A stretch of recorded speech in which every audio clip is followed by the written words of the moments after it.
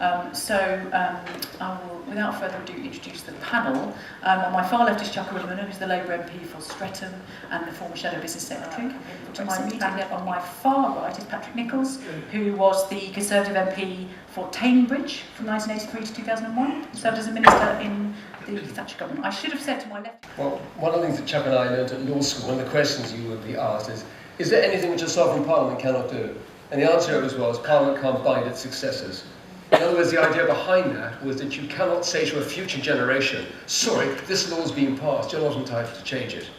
And what Edward Heath and his cronies did all those years ago was to actually hand the right of the British people to take a view on what they want, handed it over to somebody else. Now, in my opinion, opinions as we do it, they didn't have the right to do that. Effectively, what they were doing as politicians was trying to bind successor parliaments, and that is completely out in the British constitutional system. So I actually agree with what was said a moment or two ago.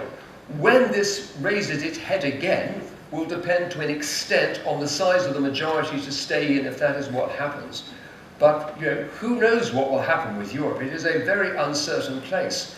And I can certainly see a situation where future generations will turn and say, hang on a second, who asked me how I felt about this? I don't like this. This is my country. What will subsequent generations learn in law school? That somehow their rights were transgressed forever by previous politicians? So no, this one won't ever go away forever, but the size of the majority would make a big difference as to when it resurrects itself again. And I'll tell you, I know Bill Cash. I've known him longer than anybody on this platform.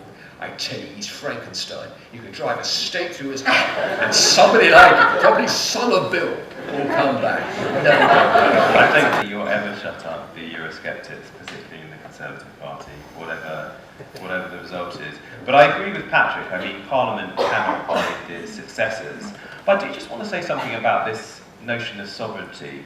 That's funny, because I was just about to go on to that. Oh, okay. No, it's all right. What does sovereignty mean to you in 2016? I feel you were going there already, weren't you? Were you? Well, what does sovereignty mean to you? I can answer that question. But what I was going to invite people just to reflect on, and this notion that we don't control our own affairs, I think is garbage. I was in the last Parliament, as Patrick has mentioned, and we passed 121 Acts of Parliament, and just 4 of those were passed to exclusively implement European legislation. Around 13% of our laws, according to the House of Commons Library, which has been mentioned, have been passed to implement European legislation. But if you just look at the whole gamut of things that government has done here that you like, or maybe you don't like, and I look at all the things that I was campaigning against in the last Parliament, whether it was the bedroom tax, the trebling of tuition fees, the top-down reorganisation of the NHS that I talked about, I could go on. The European Union had absolutely nothing to do with that whatsoever. So this notion that, well, I mean, I'm being heckled from the front here, TTIP hasn't actually been finalised or published yet. So we can come to that once it's been produced. But if you actually look of what government has done over the last 4 or 5 years and the big things that have provoked public discussion, it has been domestic laws that have provoked that discussion. And secondly, the thing that I get so bemused by is that many of these people talk about sovereignty. Patrick started off by saying who rules and who chooses the government.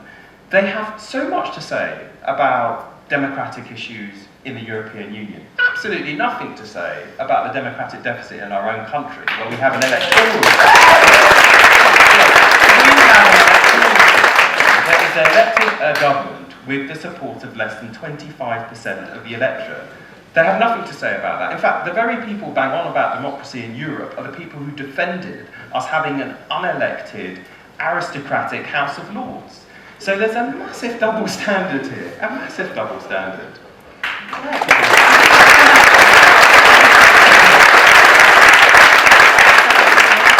may have misunderstood the figure here, and Chuka will, of course, will correct me if I'm wrong. But I think he said that it was a bit of a fiction that a lot of our legislation was dominated by Europe. I think he actually used the figure of 15%. Well, I have a press release here from a bright and ambitious young Labour politician in October 25th, 2001. Where Chuka said this: on regulation, the Tory-led government has overpromised and undelivered. For example, It's one in, one out rule. It does not apply to European legislation, which accounts for around half of all new regulation. Now, the way he can get the figure down today to 15% is because A, he didn't know I had this, okay, that's the first thing as well. But the way you get it down is by looking at on primary legislation, it's about 13%. But according to the House of Commons Library, and three of us on this platform regard the House of Commons as the Holy Grail. You cannot contradict it. Say, on average, about 60% of our legislation, when you run together primary and secondary, actually comes from Europe. Now,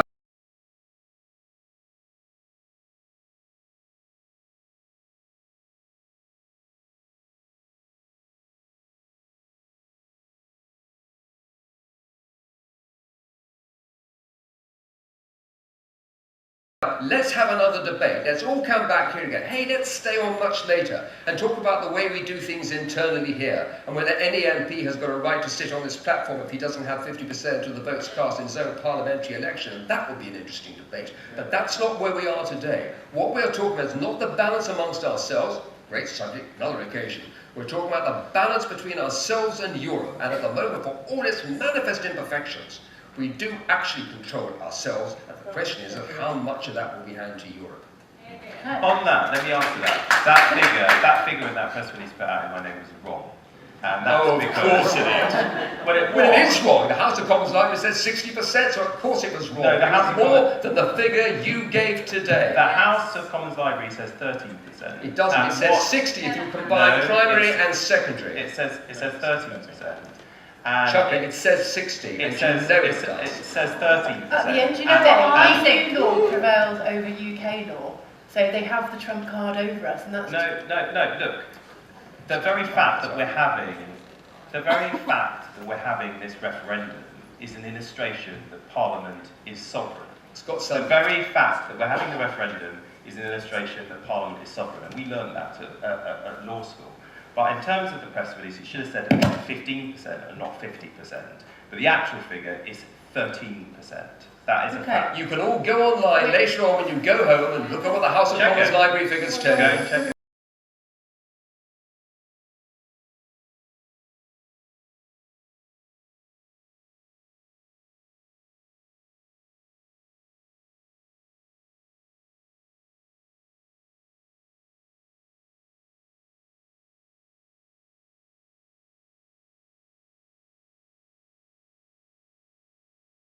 We've got a very, very short amount of time, only a couple of minutes left, and I just wanted to, rather than sort of bandying numbers about which we've done quite a bit of, there's just a little question here which is about young voters.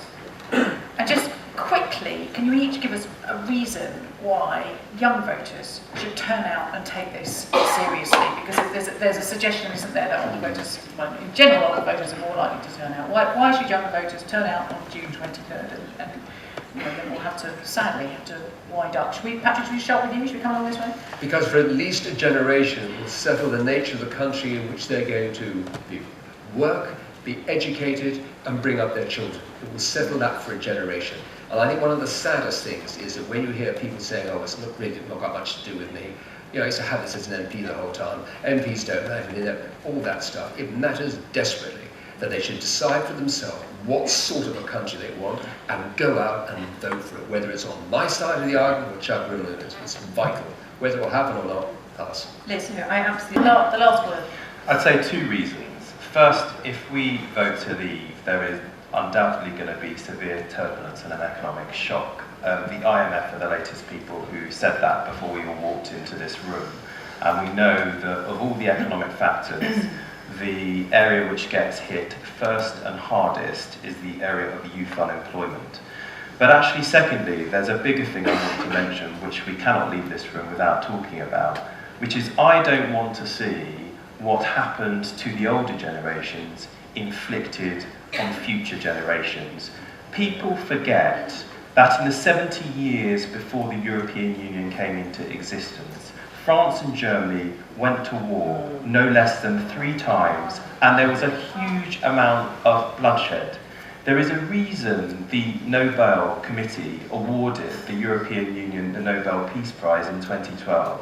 And that is because since the European Union has been in situ, the idea of two big nations like Germany and France going to war is utterly unthinkable. Now, I wouldn't deny the role that NATO has played in that, but I think the interconnectedness and the fact that we see each other not as enemies, fighting against each other, trampling all over each other, but as partners and friends trying to make our way in a very complex world is something that we shouldn't take for granted, something that we should celebrate and remember when we go to the ballot box on the 23rd. Chairman, that Yeah. should not that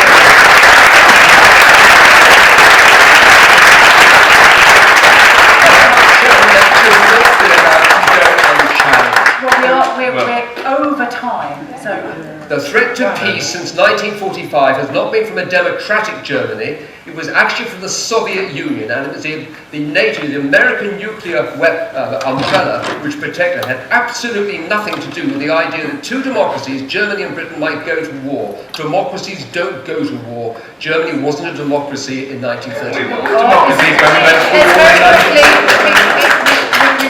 We've reached the end, we've gone over our time, we'll be in terrible trouble.